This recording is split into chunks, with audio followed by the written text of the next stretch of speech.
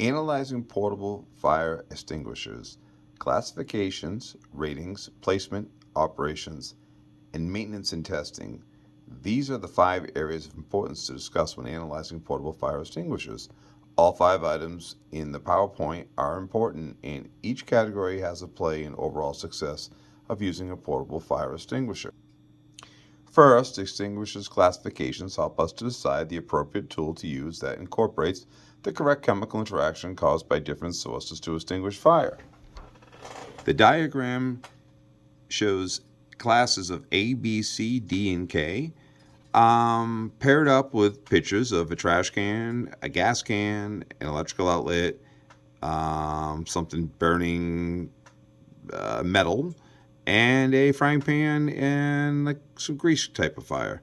Um, Class A extinguishers are used for ordinary solid combustibles, used water, and are most prevalent class of extinguishers. Class B extinguishers contain dry chemicals, foam, or carbon dioxide, and work for flammable liquids and gases. Class C extinguishers are used for electrical equipment fires and utilize similar materials as Class B extinguishers as long as they are non-conductive. Class D extinguishers are used for combustible metals and utilize dry powder agents, which are made to counteract the specific metal. Class K extinguishers are used for cooking fires involving oils or fats and utilize dry chemicals or wet chemicals sprayed in a fine mist.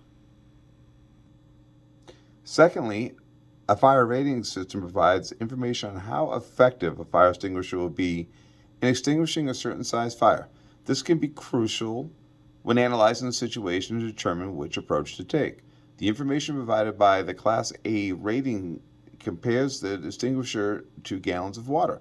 The Class B rating, which is the number of square feet the extinguisher can cover, also provides the user with information on how far they can stand from the fire for safety while still maintaining the extinguisher's effectiveness. Class C measures non-conductivity in its rating, and Class D ratings are based on extinguishing of specific metals. Further, the Class A rating number is multiplied by 1.25 to find its equivalence to gallons of water. A 3A extinguisher is the same as using 3.75 gallons of water. The Class B rating is the number of square feet the extinguisher can cover. A 10B extinguisher can achieve 10 square feet of coverage. Class C extinguishers are rated on their non-conductivity, while Class D extinguishers are rated on how well it works on specific combustible metals. This brings me to the next category, placement and accessibility, both distance from occupants and how the extinguisher is stored.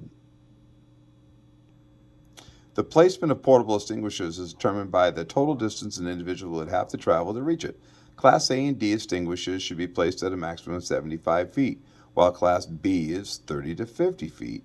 Class K should be at 30. However, these recommendations can change based on the level of fire hazard. As for mounting requirements, extinguishers should be on wheels, on hangers or brackets that are designed for their weight. The extinguisher then needs to be placed at a minimum height of 4 inches from the ground for the bottom part and a maximum of 5 feet for the top. If the extinguisher weighs more than 40 pounds, the top part should only reach a maximum height of 3.5 feet from the ground. Next, operation and use. The rating system provides a guideline for whether to use the fire extinguisher in the specific scenario. This is crucial information when using the extinguisher because understanding how far the extinguishing agent will be expelled helps the user to understand, to stand at a safe distance while pointing the nozzle at the base of the fire. Utilizing the recommended usage strategy after being sure that the extinguisher is right for the scenario increases the chances that it will be more effective while promoting occupant safety. First, it is important to check whether the extinguisher's classifications and ratings are right for the fire. Next, the pin at the top should be pulled and the fire extinguisher tested. The nozzle should then be aimed from a safe distance at the base of the fire. Next, the handle should be squeezed to release the extinguishing agent. Finally, the nozzle should be swept from side to side while slowly approaching the fire and still aiming at its base as it goes out. Finally, the aspect of maintenance and testing.